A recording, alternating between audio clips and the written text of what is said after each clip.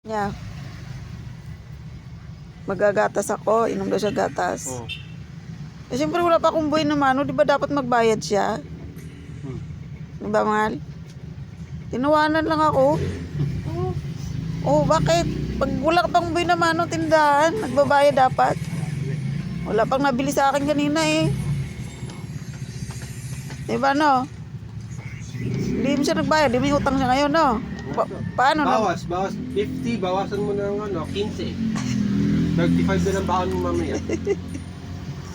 Ay, gumawa ka ng gatas, wala mo na mano. Kaya nga. Ganun sa tindahan.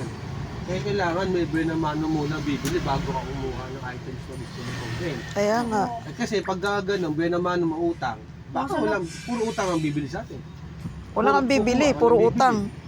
Maliban kung walang utang, walang bibili. Oh. Di ba binigay yung pera ko? Ano sa kalja ko? Oh. Ay, dun babawasan?